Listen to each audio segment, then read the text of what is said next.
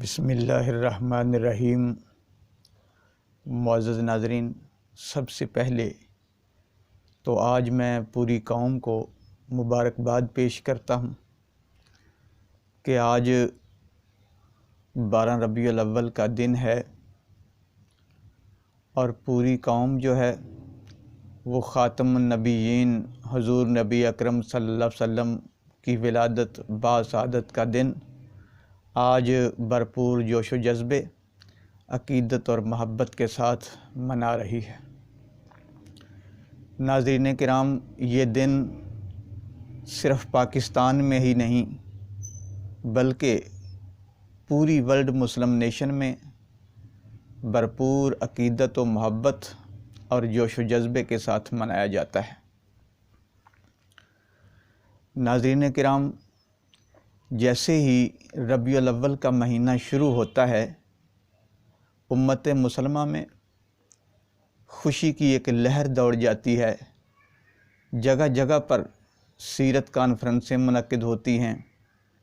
Seminars منعقد ہوتے ہیں، جلسے ہوتے ہیں اور حضور نبی اکرم صلی اللہ علیہ وسلم کی شان میں بھرپور جو ہے وہ تعریفی کلمات کہے جاتے ہیں اور آپ صلی اللہ علیہ وسلم کی سیرت پر ایک مقدس روشنی ڈالی جاتی ہے۔ تو معزز ناظرین، میں سمجھتا ہوں کہ یہ دن جو ہے یہ بڑی اہمیت کا حامل ہے۔ اس دن کے حوالے سے ہمیں اللہ رب العالمین کی طرف سے جو مقرر کردہ حدود و قیود ہیں ان کو بھی ملحوظ خاطر رکھنا چاہیے کہ اللہ تبارک و تعالیٰ نے ہماری خوشی کے بھی کچھ معیارات جو ہیں وہ مقرر کیے ہیں، اسی طرح ہماری غمی کی بھی کچھ حدود ہیں اور ہمیں ایسے مواقعوں کے اوپر خوشی اور غمی کے جو اللہ رب العالمین نے معیارات مقرر کیے ہیں ان کو ملحوظ خاطر رکھنا چاہیے۔ یعنی ایسا نہیں ہونا چاہیے کہ جب خوشی کا موقع آئے تو ہم اللہ اور اس کے رسول کی حدود سے تجاوز کر جائیں اور ایسے کام کر جائیں جن کی شریعت کے اندر اجازت نہ ہو، اور پھر اسی طرح غمی کے موقع کے اوپر بھی ہمیں اللہ تعالیٰ کی مقرر کردہ حدود جو ہیں اس سے تجاوز نہیں کرنا چاہیے۔ تو معزز ناظرین، یہ دن جو ہے یہ بڑی اہمیت کا حامل ہے۔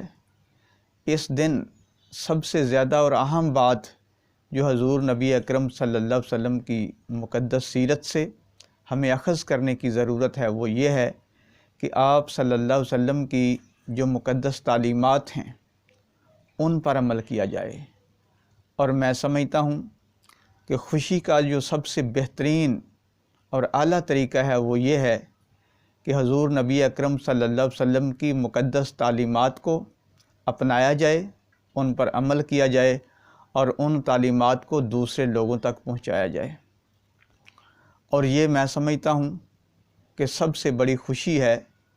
کہ حضور نبی اکرم صلی اللہ علیہ وسلم جو پیغام لے کر آئے ہیں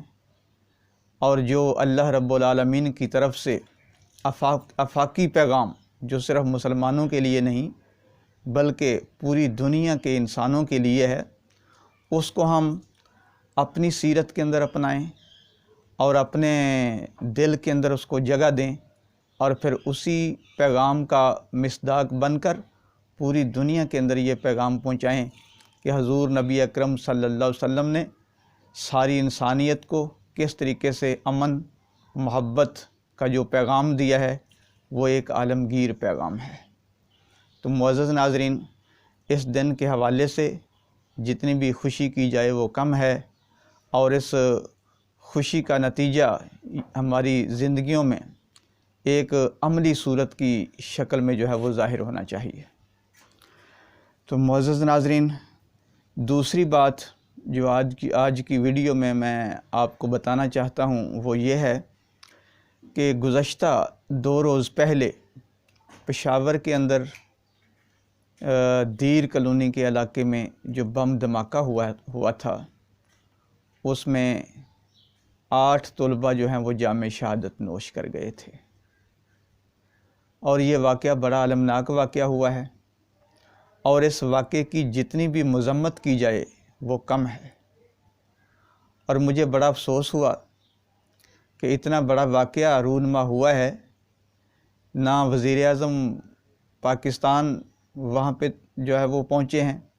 نہ وزیر اعلیٰ صاحب کو کوئی جو ہے وہ اس کی توفیق ہوئی ہے کہ ان غریب طلباء کے اوپر ان کے زخموں پر مرہم پٹی رکھنے کے لیے یہ اس مدرسے کے اندر تشریف لے جاتے۔ اور مجھے بڑا افسوس ہوا کہ سوائے سراج الحق صاحب کے یا جمعیت علماء اسلام کے علاوہ کوئی بھی جو ہے حکومتی وفد جو ہے وہ اس مدرسے میں نہیں پہنچا اور ان طلباء کی جو ہے وہ تعزیت نہیں کی۔ اور آپ کو یاد ہوگا کہ جب پشاور کے اندر ایک سکول کے اوپر حملہ ہوا تھا اور اس میں اعلیٰ افسران کے بچے جو ہیں وہ زیر تعلیم تھے اور بڑی تعداد کے اندر ان بچوں کو شہید کر دیا گیا تھا، تو پوری حکومتی مشینری جو ہے وہ حرکت میں آ گئی تھی۔ وزیر اعظم صاحب بھی پہنچے، اپوزیشن کے لوگ بھی پہنچے تھے، اور ایک طوفان جو ہے وہ برپا ہو گیا تھا۔ لیکن آج آپ دیکھیں کہ جو غریب طلباء ہیں ان کو جب شہید کیا گیا ہے تو آج ان کو کوئی پوچھنے والا نہیں، آج کوئی تعزیت کرنے کے لیے وہاں پر نہیں پہنچا۔ تو میرا خیال ہے کہ اس طرح کے جو دور معیار اور امتیازی معیارات جب قائم کیے جاتے ہیں تو پھر عوام الناس کے اندر سوالات ضرور اٹھتے ہیں۔ پھر لوگ جو ہیں وہ جو مولانا عطاء الرحمن صاحب نے سینٹ کے اندر تقریر کی ہے اس کو لوگ نظر انداز نہیں کریں گے، اور پھر لوگوں کے اندر جو ہیں وہ شکوک و شبہات پیدا ہوتے ہیں۔ اور میں سمجھتا ہوں کہ جس طرح حکومتی ارکان نے اور حکومتی ذمہ داران نے بے حسی کا مظاہرہ کیا ہے اور اس کے نتیجے میں جو شکوک و شبہات جو ہیں وہ جنم لے رہے ہیں، اور میں سمجھتا ہوں کہ ان کی جو بے حسی ہے اس کے نتیجے میں لوگوں کے ذہنوں کے اندر جو شکوک و شبہات پیدا ہو رہے ہیں کہ ان واقعات کے پیچھے کون لوگ ہیں۔ مولانا عطاء الرحمن صاحب نے تو بڑے کھلے انداز میں کہا کہ ان کے پیچھے جو ہیں وہ وہی لوگ ملوث ہیں جن کو اس واقعے کی مذمت تک اور وہاں پر پہنچنے تک کی توفیق نہیں ہوئی۔ تو معزز ناظرین، یہ ایک بڑا افسوسناک اور المناک واقعہ جو ہے وہ درپیش آیا ہے۔ اس واقعے کی ہم بھرپور مذمت کرتے ہیں، اور ان غریب طلباء اور ان کے لواحقین کے لیے ہم جو ہیں طلباء کے لیے اعلیٰ درجات کی اور ان کی شہادت کی قبولیت کی دعا کرتے ہیں، اور جو طلباء کے لواحقین ہیں ان کو صبر جمیل کے لیے اللہ رب العالمین کے حضور دعا کرتے ہیں۔ معزز ناظرین، تیسری اور اہم بات جو آپ کی خدمت میں عرض کرنا چاہتا ہوں وہ یہ ہے کہ آپ کو معلوم ہے کہ گزشتہ روز سینٹ کے اندر جناب ایاز صادق صاحب جو سابق ہمارے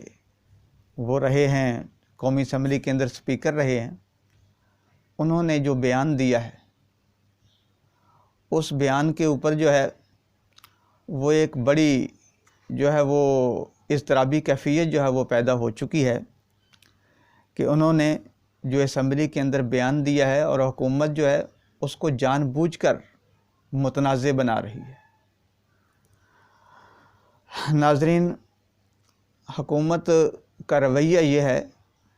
کہ جب وہ بار بار اپوزیشن کے رہنماؤں کو غدار ڈکلیئر کر رہے ہیں، ان کے اوپر غداری کے مقدمات بناتے ہیں، آئے روز اپوزیشن اگر کوئی جلسہ کرتی ہے تو اس کو بھی غداری کے ساتھ موسوم کر دیا جاتا ہے، اسی طرح اپوزیشن کوئی تحریک چلاتی ہے تو ان کو غدار کہنے میں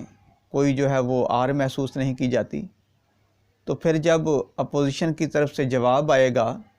آپ اس طرح کی القابات سے نوازیں گے تو اپوزیشن والے آپ کو پھولوں کے ہار تو نہیں پہنائیں گے، وہ تو پھر آپ کی کمزوریاں جو ہیں ان کو وہ بالکل کھول کھول کر بیان کریں گے۔ اور یہ بات کس کو معلوم نہیں ہے کہ بھارتی پائلٹ جو پاکستانی حدود کو کراس کر کے حملہ کرنے کے لیے آیا تھا، آپ نے بزدلی اور کمزوری کا مظاہرہ کرتے ہوئے جو ہے وہ اس کو انڈیا کے حوالے کیا تھا، اور اس کو کچھ دیر بھی جو ہے وہ برداشت کرنے کے لیے تیار نہیں ہوئے تھے۔ تو جب انہوں نے یہ بات کہہ دی ہے کہ اس کے پیچھے کون سی وہ سازش تھی، کون سے لوگ تھے جن کے کہنے پر آپ نے یہ اقدام کیا ہے، تو آپ نے ان کو جو ہے وہ غدار کہنا شروع کر دیا ہے۔ تو اس لیے یہ ساری بات جو ہے وہ تو آپ کے اوپر ثابت ہوتی ہے، آپ کے اوپر جو ہے وہ پوری طرح صادر آتی ہے۔ تو معزز ناظرین، میں سمجھتا ہوں کہ حکومت اور اپوزیشن کے لوگوں کو اس طرح کے جو غداری کے سرٹیفکیٹ ہیں یہ بانٹنے جو ہیں وہ بالکل بند کرنے چاہیے۔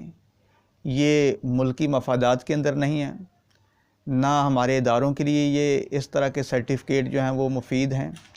اس سے ملک پاکستان کا نقصان ہوگا، اداروں کا نقصان ہوگا، اور اس سے بھارتی میڈیا جو ہے وہ بھرپور فائدہ اٹھا کر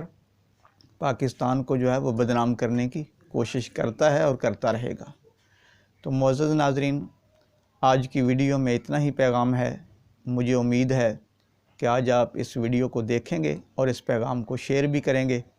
اللہ تبارک و تعالی ہم سب کا حامی و ناصر ہو۔ والسلام، اللہ حافظ۔